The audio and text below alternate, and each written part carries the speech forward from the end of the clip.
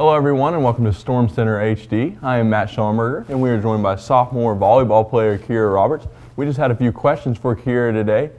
Kira, first off, thank you so much for joining us on Storm Center HD. And you guys won the most games in the season this year for a volleyball team. What was it like to be a part of that team?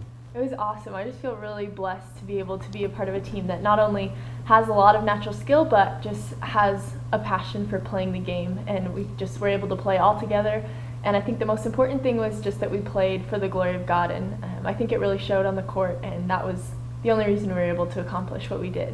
Was a lot of that a testament to your hard work in the off season, you know, running, training, stuff like that? Did you guys kind of expect to win that many games, or did it just kind of happen? I really don't think we did, because last year we only had about 6 or 7 girls during the off season, and we got a whole ton more, so we had 18 by this season. And so just, I mean, us working hard definitely did, and it was most of the starters, but I think it was just all of the girls together, like in preseason and everything, that just, I don't know, made us what we were. But we really didn't expect to be as good as we were, I think. Absolutely. How do you feel like you performed individually?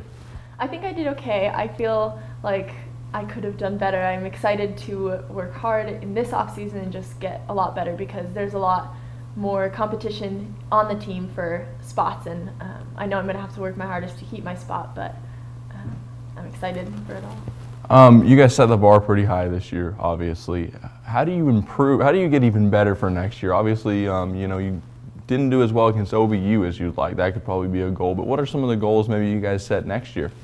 You know, we're only losing one person. We have one senior on the team, and while that will be a big loss because she's one of our biggest defenders, it's going to be really fun because we've all already played together, and I think just continuing to play as one unit and not as individual players just during the off season and working and getting in better shape, I think, than we were this year and stuff will just help us a lot for next year. Is one of the goals before the year kind of is it winning the conference, or is it go to the national tournament? What are the goals probably in order if you had to set them? Last off season we actually started saying Iowa after every team cheer, just because that's where nationals were this year, and obviously we didn't finish quite as well as we wanted to, but our goal was nationals this year. And while that might not be possible next year since we won't be in a specific conference, I think just getting as far as we can and maybe even improving our record from this year would be a good place to start for next year. Absolutely. I noticed one thing against OBU, you guys were playing really well. Then Taylor Jacobs went down. I mean, she was one of your better players this season. How's she doing right now in her recovery process? She's good. She just had surgery 2 days ago. Was a little sick yesterday from all the medicine, but the surgery went well, and she is feeling a lot better today, she said. And while she won't be practicing right away with us, we're all so excited to have her back and playing again. Absolutely. Well, Kira, thank you so much for joining us. We're going to take a quick break, and then we'll be right back to talk a little basketball.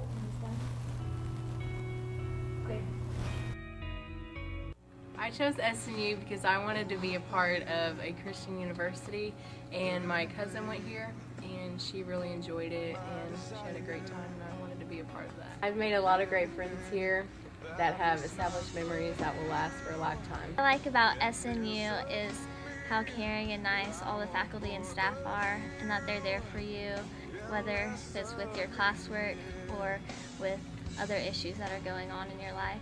SNU is a really good community. I love the atmosphere of the Christian Nazarene perspective, because I'm Nazarene, and I love how there's so many ways to get involved in the community. You always have something to do on campus, whether it's hanging out with friends or through the community life or anything. So you should totally choose SNU. It's amazing.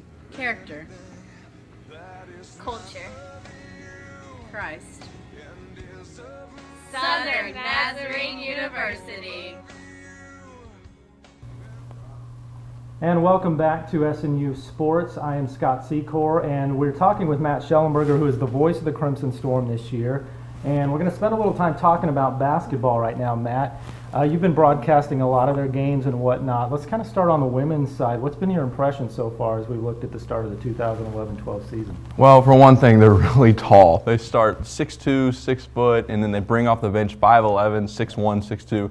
One player who's really impressed me is Kasongo. She's about 6'2". I think she redshirted last year. She comes off the bench. Her very first game of the year, I think she played like 8 minutes or something, and she had 14 rebounds, 8 points. She's playing really well. And then Abby Mara last night had 17 rebounds, 15 in the first half, 8 points. She's, really well. But their height really impresses me, and their ability to shoot the three, because they can go inside, they can kick it back outside to Logan Martin and Katie Beebe. They've got a lot of shooters. So their ability to shoot the three and their height really impresses me. It sounds like they've got some pretty good balance inside and out. Yeah, absolutely. Okay, so when we start looking, obviously SNU and the national tournament have become synonymous with each other, especially like success nationally in terms of winning national championships.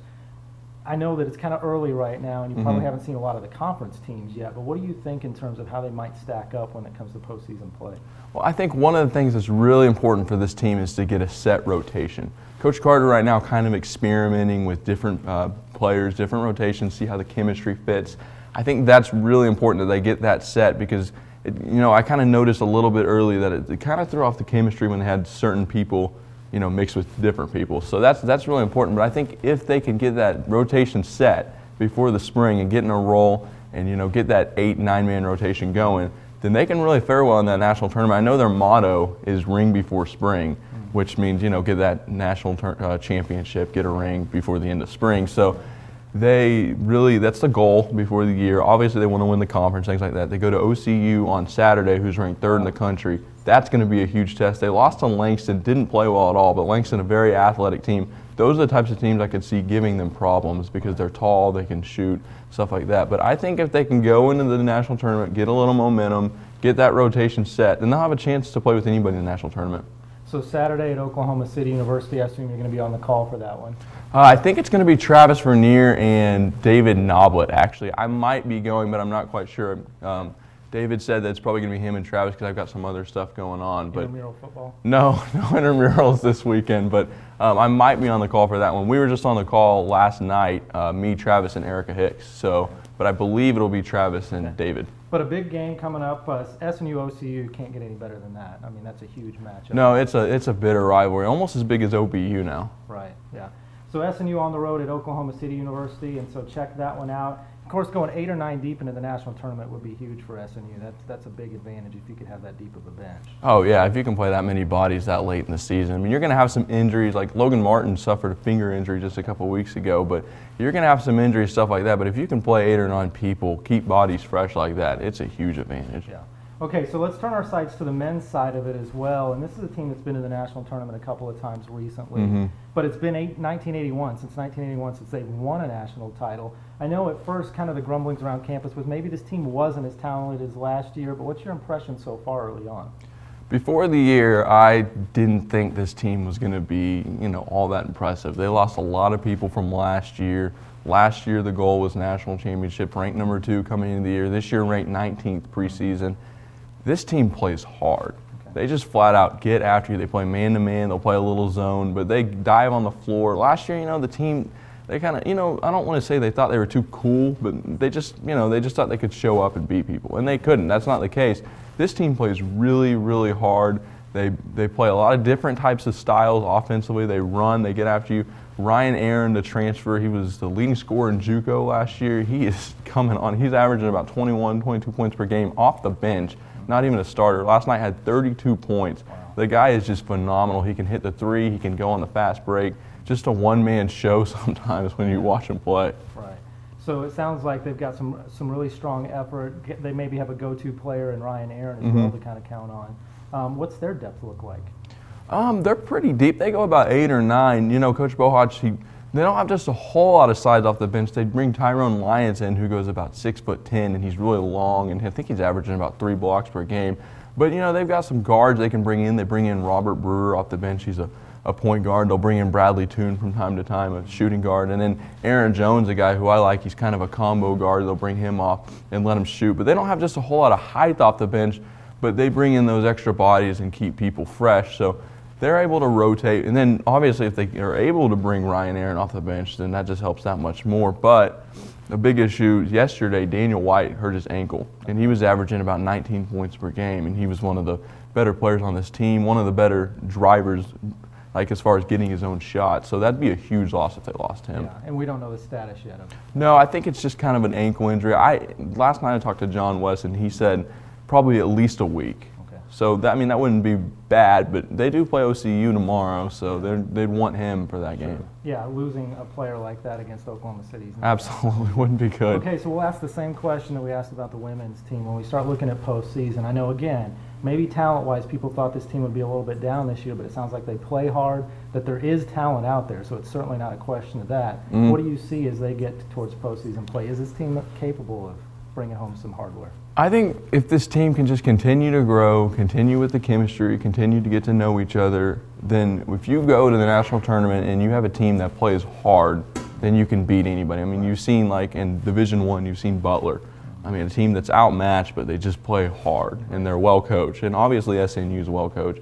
So I think if you can just get to the national tournament, you continue to win. You've got to go win at OCU. You've got to win games like that. They beat a tough MACU team last night, the Evangels, Mid-America Christian, and, you know, the abbreviation. But they beat a tough team last night at home. If they can go win a game like at OCU or beat an OBU, they're going to have a really good chance to get to that national tournament. And if they can just get there, play hard, get the chemistry going, then who knows what could happen. I mean, they're capable of anything. Yeah, you're right. A team that plays hard, 5 games in 6 days at the national tournament, if you can play hard and keep that momentum going, it's all it takes. We saw several years ago John Brown, a team that just played hard, but maybe didn't have the talent that somehow managed to win a national title. So, absolutely. Well, Matt, thanks for joining us and talking a little hoops right now as we get towards the Christmas break. Hoops is all that's going on really in athletics at this point. And so come out to see SNU versus OCU on Saturday on the road. Listen to Matt all season long on the Crimson Storm Broadcasting Network, along with his partner Travis Vernier and Erica Hicks. They'll have all the games for you. And we're going to be right back. We'll have news coming up next with Candace Robinson. You're watching SNU News Channel HD.